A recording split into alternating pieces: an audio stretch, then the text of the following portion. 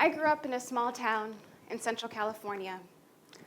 I was the youngest of 3 girls, and my biggest struggle at that point in my life was getting my sisters to play with me. No easy feat. But I had love in my life, I felt safe, and I also had an abundance of joy as I chased around my sisters and as I watched Three's Company with my grandmother. And I looked forward to the future. I had a sense of wonder and awe in every day. I didn't know what I was going to be, whether it was going to be a teacher, an artist, an archaeologist. I even wanted to be a Smurf. But it didn't matter, because the most important thing to me at that point was that I knew I wanted to be a good Muslim, someone who would support others in their time of need. And when I was 12, our family hosted close family friends for a short stay. And I was excited. I was absolutely thrilled.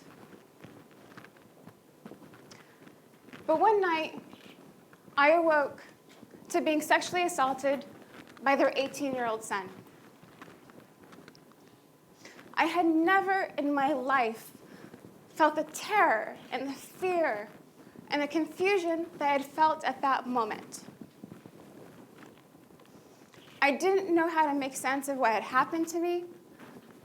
I didn't know what to do. I didn't know who to tell. By morning, I decided I was going to tell his mother, someone who I adored. And I told her, and she immediately turned on me in anger and told me, this is what happens to girls like you. Girls who are too playful. And I was completely shattered. And in the aftermath, I remember walking to the bathroom, weeping. And I avoided the wall-to-wall mirror to my right, and I stared in front of me at the wall, down to where it met the ground. And as I wept, I could feel my world and the very core of my being shake with such a fury under the weight of my confusion and shame.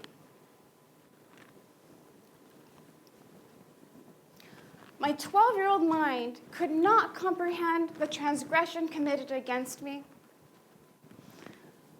I could not comprehend the blame I was told to carry. And as my world shook, I could no longer understand and comprehend who I was to myself, who I was amidst my family, amongst my friends, who I was even in the eyes of God.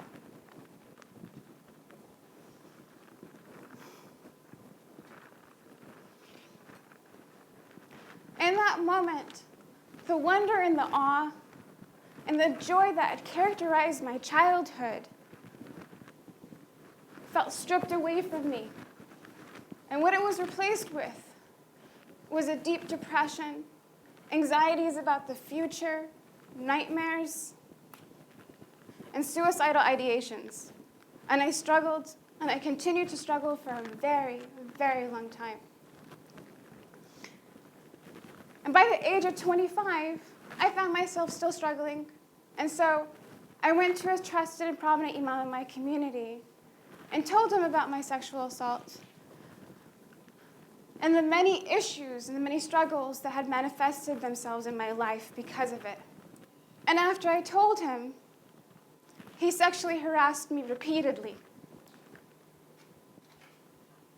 And my world crumbled all over again as this man tried to take advantage of me in my time of need, in a time of vulnerability.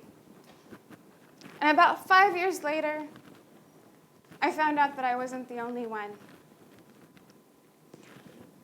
Many reports ranging from sexual harassment to assault had surfaced. This imam was later dismissed and he fled the country.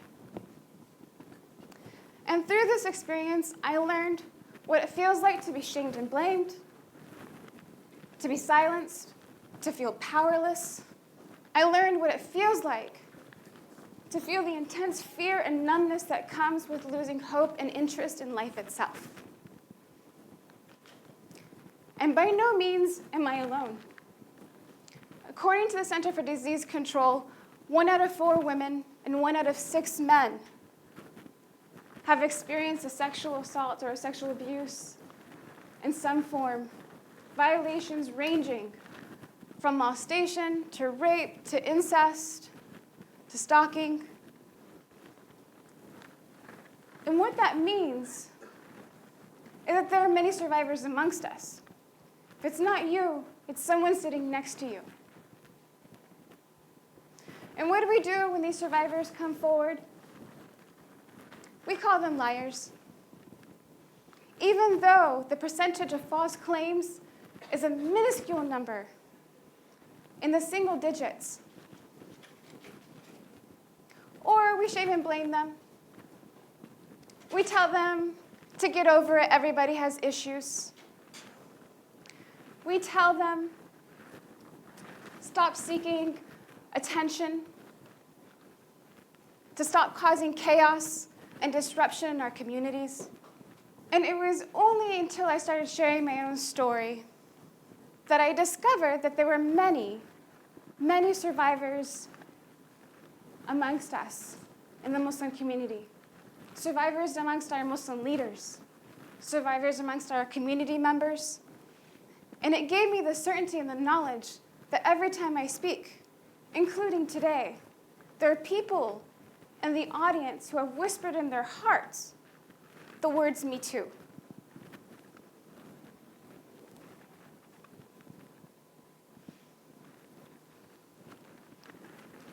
And what happens when we do this? We create an environment that is comfortable for perpetrators to continue perpetrating. We make it easy for them. And the survivors that I speak of within our communities also include women who were sexually assaulted despite the hijabs they wore, despite the jilbabs they wore or the niqabs they wore. They are women who were abused, sexually abused, by the very mahrams that were meant to protect them. These are young boys who were raped by their Quran teachers or molested by an uncle or even a neighbor. And think about this. Think about what this means. This means that we are not doing our job to protect one another. That we need to rethink the judgments that we're making about survivors and how and why these crimes are committed. And that sometimes the thing that we think is going to protect us is the very thing that is the terror in one's life. And this happens all the time. It happens in many different places. It's happened in the Catholic Church, in universities across the country. It's happened in the military. And it even happened in a Muslim institution most recently in Chicago. So who do we blame if we can't blame the survivors for the crimes committed against them? What truly makes us unsafe is the illusion of safety that we have come to believe in. And we have built that illusion through our silence, through the silencing of our survivors, through the silence of those who know better, and through the silence we've created around our perpetrators. But nonetheless, making strides towards preventing these crimes from being committed is possible. Understanding how to properly support survivors is possible. Creating healing in our communities is possible. And it can start by understanding Surah An-Nisa, verse 135. O you who believe, stand firmly for justice as witnesses to God, no matter if it be against yourself, against your parents, against your relatives. Whether the case be of a rich person or a poor person. And for me, this verse was integral in my life. It gave me faith, and it gave me hope, and it gave me courage to seek out healing so that I could share my story, that I could speak to survivors, and that I could start working towards creating healthier and safer communities. And it also gave me the courage to be able to look at myself in the mirror and see strength, and to see courage, and to have the conviction and the hope and the optimism and the certainty that our communities can heal, that our communities can support survivors, that our communities can create safer spaces. May we heal together. May we create safer environments together and find comfort and solace amongst each other. May we thrive together. Thank you.